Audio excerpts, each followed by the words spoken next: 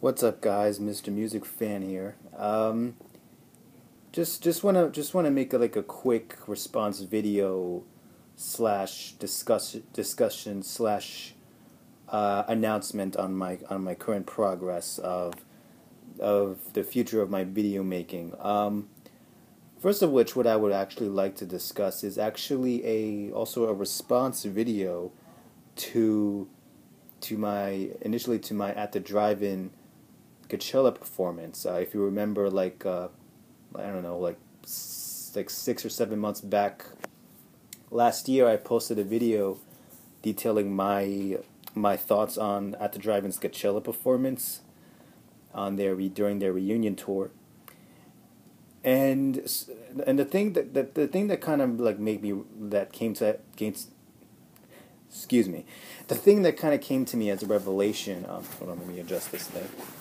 Okay, good. The thing that really came as a revelation to me, just a couple of weeks ago.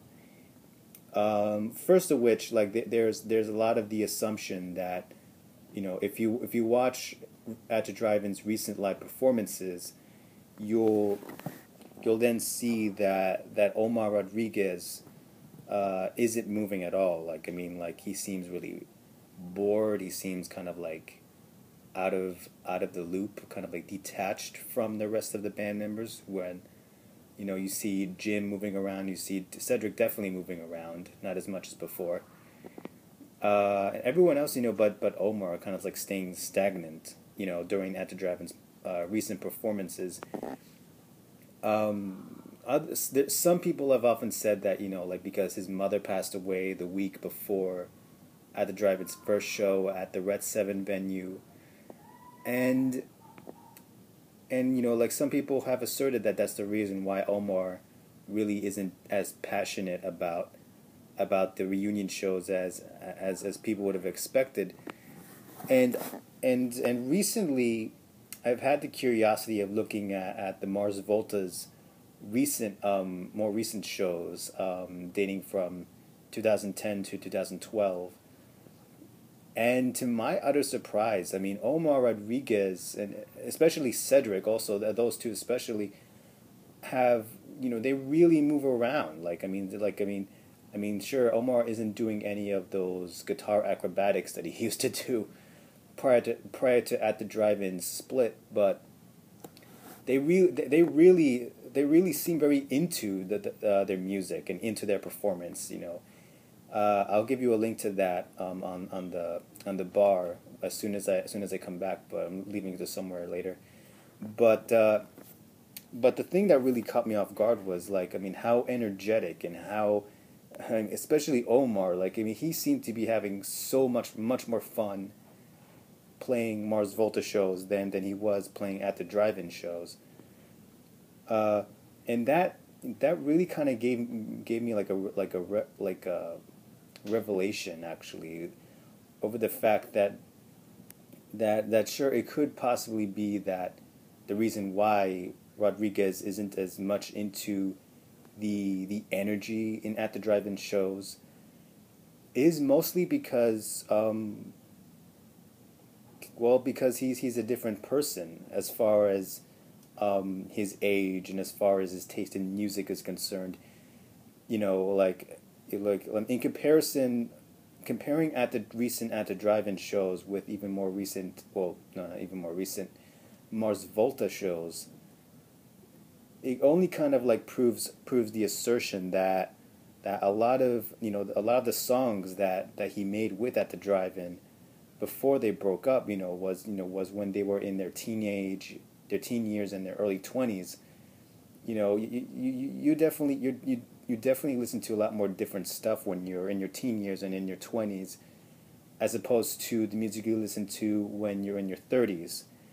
And you've heard all of the Mars Volta's material, which they're largely known to have these very elongated, very very cryptic, cerebral passages in their songs. Sometimes even stretching to 15 minutes. But But that's the thing that kind of really kind of caught me off guard is the fact that Omar, you know, isn't, like, as I mean, he gladly plays at the drive-ins old songs, but at the same time, it doesn't really necessarily mean that he's fully invested, about the time that he created those songs in his younger years as opposed to now. I guess it's kind of like the equivalent of if when you're in your teenage years, you wear, like, say for example, a Metallica shirt, like, you rock that shirt, all throughout your teenage years and into your early 20s, and you're like, yeah, Metallica. And then around the turn of your age, like, late 20s, early 30s, you really start to get into different stuff.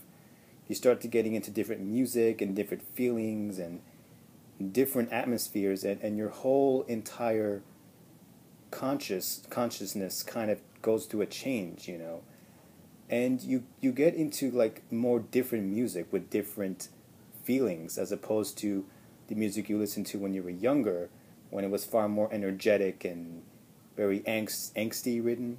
Not that adults can't get angsty once in a while too, but but I guess, and the metaphor, and when if you're 30 years old and you find that old Metallica shirt lying around, you put it on, like, and you go out and show it to your friends, like, some people, a lot of your friends will think it's really super cool because, like, yeah, Metallica, but for yourself personally, because you've experienced different music and different people and different things, then obviously internally in your conscience and in the things that you like, you gain more influences and you gain different things. Your whole inner core is obviously going to think differently about that Metallica shirt as opposed to how you felt about it when you were younger. And I think that's the same thing kind of applies to Omar and Cedric in some ways. Like, that Rodriguez has said that the reunion for At the Drive-In was mostly for nostalgia, and they're not looking, at least right now, to create any new material. But it's like, I think it kind of sheds a little bit more light on the reason why Omar doesn't really seem as invested anymore he's invested, but it's not like, he looks at it with a really, I don't know, I guess you can say passion to it, I guess, and it's like, I guess it's for him, I could be wrong, but for him, I can kind of guess that it's awkward to be playing these songs that he wrote when he was younger, but it's from the looks of him, like, it's a very interesting awkwardness, like, like, even though it's awkward that you wear that very old Metallica T-shirt in your 30s or 40s, it still feels interesting to kind of wear that, because in a way, you're sort of reliving your childhood, but in another way, you're kind of like, this is pretty cool, but this is not the person I am now. Like, I'm a different person than I was when I first wore this Metallica T-shirt, and even though I like it, it's a bit of an interesting contrast to who I am, the person that I am personally, and different likes and dislikes and whatever. So yeah, I don't know what your guys' thoughts on that is, and maybe you guys can disagree with me on that assertion, but that's what the comment sections below are down for. Like, what do you guys think about Omar and the recent At the Drive-In shows and his investment in the recent At the Drive-In shows? Oh, and speaking of which, I've managed to see some of the new Bosnian Rainbows, his new band project. And he's definitely very energetic there. You'll see his head bobbing and swinging his guitar around. Not acrobatic, like in old At the Drive-In, but he's definitely more invested in that type of music than At the Drive-In's music, which seems more emo, hardcore, very progressive type of stuff. Really punk rockish in a way. Wow, I really get a lot like long videos. This is like stretch. This is now about to stretch 10 minutes long. But anyway, okay, I really don't have that much time left. But anyway, your thoughts, comment section down below. The other thing I want to bring up quickly is the fact that I know I'm still not finished with Linkin Park. It's taken me like like 7, 8 months to finish this thing. But the reason to that is just like, I mean, I've been far more busier in recent months than I have been before, and it's getting crazy and insane. So sadly, I mean, sorry that I haven't been able to finish at Linkin Park just yet, but I will make a vow to do so in the near future. Maybe hopefully by the end of spring I'll finish it. But that being said, like the third thing I want to bring out is that like while I'm trying to finish Linkin Park, I've decided I'm just gonna move on with my album reviews and my artist reviews.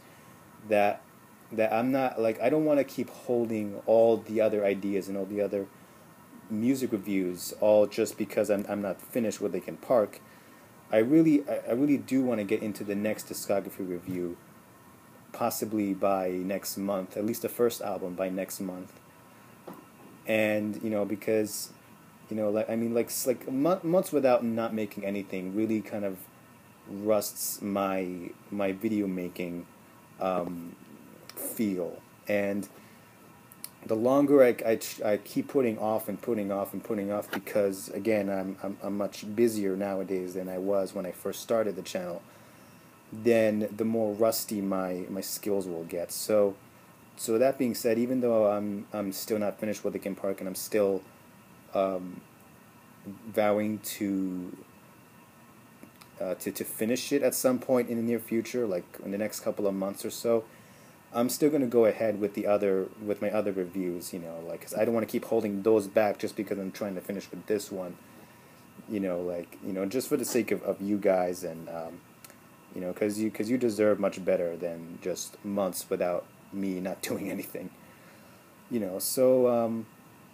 as for the next artist I'm going to do, maybe I might have said this in a previous video, maybe not many people watched it and stuff, but I'm not gonna say who it is exactly. It's definitely not a band this time.